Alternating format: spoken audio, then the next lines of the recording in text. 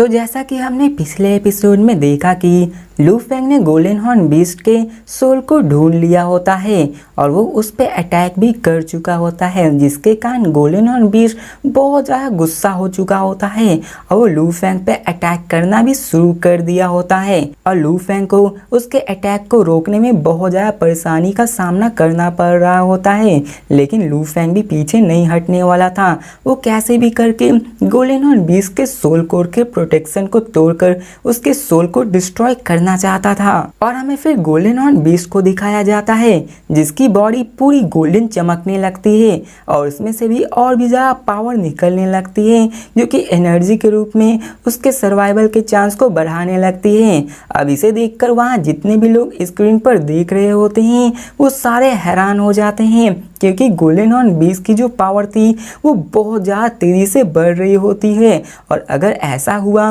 तो लू फेंग उसको नहीं मार पाएगा और उसको ज़्यादा देर तक होल्ड नहीं कर पाएगा। और फिर हमें लू फेंग को दिखाया जाता है जो कि वहाँ पर गोल्डन हॉर्न बीस्ट के अटैक को भी झेल रहा होता है और साथ में वो गोल्डन हॉर्न बीस्ट की सोल को भी डिस्ट्रॉय करने की कोशिश कर रहा होता है। लेकिन हमें गोल्डन हॉर्न बीस्ट को दिखाया जाता है जो कि लू फेंग पर अपने उसी गोल्डन बॉडी से अटैक कर देता है और ये पावर पिछली पावर के मुकाबले बहुत ज़्यादा हो चुकी थी। अब ये देखकर लू फेंग भी अपने अंदर से मोइन वॉन्स को बाहर निकाल लेता है और उस मोइन वॉन्स को यूज करके वो वेब नेट की तरह एक बनाकर गोल्डन हॉर्न बीस्ट को रोकने की कोशिश करता है। और हमें दिखाया जाता है कि इतनी कोशिश करने के बावजूद भी जब लू फेंग गोल्डन हॉर्न बीस्ट के सोल को डिस्ट्रॉय नहीं कर पा रहा होता है तो वो अपनी बॉडी के सोल को भी बर्न करना शुरू कर देता है, जिसे देखकर बबाता पूरी तरह से घबरा जाती है। क्योंकि अगर लू फेंग ऐसा करता गया, क्योंकि जब होंग और थंडर गॉड ने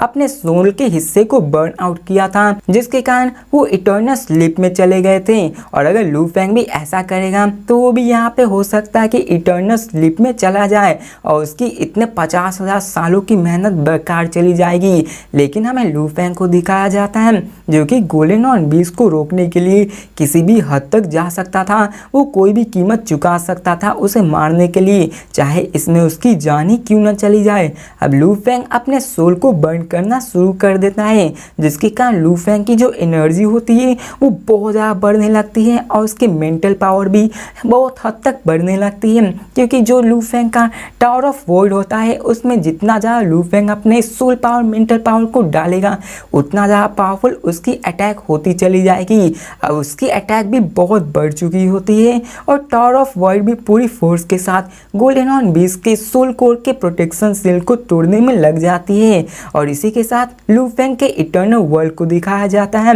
जहाँ पे लू फेंग की जितनी पावर हो जो कि स्टार्स के रूप में मौजूद होती है, लू फेंग के सोल बर्न आउट करने के कारण वो सारे स्टार भी कोलैप्स करने लगते हैं, जो कि लू फेंग की एक समझ लो कल्टीवेशन के रूप में ही दिखाया गया होता है। और अब फिर हमें उसी ग्राफ स्क्रीन को दिखाया जाता जहाँ पे लू फेंग के भी गोल्डन हॉर्न बीस्ट की तरह एनर्जी फ्लक्चुएशन बढ़ने लगती है और यहाँ पर सारी दुनिया की नजरें सिर्फ लू फेंग पर ही टिकी होती है और सभी लोग भगवान से प्रार्थना कर रहे होते हैं कि लू फेंग कैसे भी करके इसमें कामयाब हो जाए। अब इतना भी काफ़ी नहीं था कि लू फेंग के अपने इस सारे सोल को बर्न आउट करने पर भी वो उसको ब्रेक नहीं कर पा रहा था, जिसके कारण लू फेंग को दिखाया जाता है जो कि अपने सोल के और भी हिस्से को बर्न आउट करना शुरू कर देता है और वो अपने सोल के आखिरी क्षण तक आ चुका था। अगर लू फेंग इससे ज़्यादा करता तो मारा भी जाता, लेकिन लू फेंग अपने आखिरी बचे सोल के हिस्से को भी बर्न आउट करना शुरू कर देता है, जिसे देखकर बबाता बहुत ज़्यादा घबरा जाती है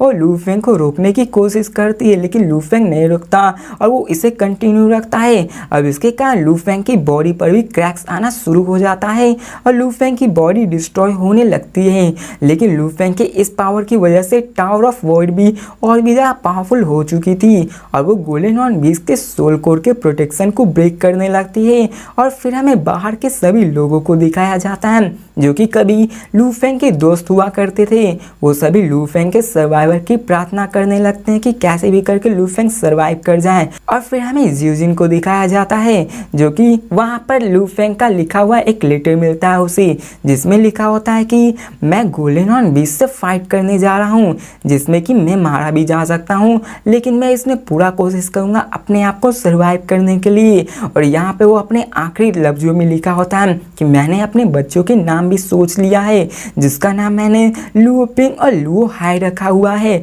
मैं आशा करता हूँ कि वो लोग अपनी ज़िंदगी बहुत ही खुशी से बिताएंगे। और अब फिर हमें सीन चेंज कर गोल्डन हॉर्न बीस्ट के कोर को दिखाया जाता है, जिस पे लू फेंग अपनी पूरी पावर से अटैक कर रहा होता है और ग्राफ में बहुत ही तेजी से गोल्डन हॉर्न बीस्ट और लू फेंग की एनर्जी फ्लक्चुएशन बहुत बढ़ने लगती है। लेकिन एनर्जी के मामले में लू फेंग का एनर्जी बहुत ज़्यादा होता है, लेकिन कुछ ही पॉइंट से। लेकिन अभी भी लू फेंग उसके कोर को डिस्ट्रॉय नहीं कर पा रहा था, जिसे देखकर वो कहता है कि अगर इतने से भी काम नहीं करता तो मैं अपनी पूरी पावर लगा दूंगा जब तक कि मैं तुम्हें मारना दूं। मैं यही है कि मैं तुम्हें मारे बिना तो नहीं मरने वाला हूं। अब इसी के साथ लू फेंग और भी आप पावर लगाने लगता है, उसकी बॉडी पूरी तरह से क्रैक होने लगता है और टावर ऑफ वॉर में भी फुल फोर्स के साथ गोल्डन हॉर्न बीस्ट के कोर पे अटैक करने लगती है और लू फेंग अपनी पूरी जी जान लगा देता है। और देखते ही देखते लू फेंग का tower of war golden horn beast के उस सोल प्रोटेक्शन शील्ड को भेद कर उसके सोल को डिस्ट्रॉय कर देता है। और जैसे ही गोल्डन हॉर्न बीस्ट की जो सोल डिस्ट्रॉय होती है,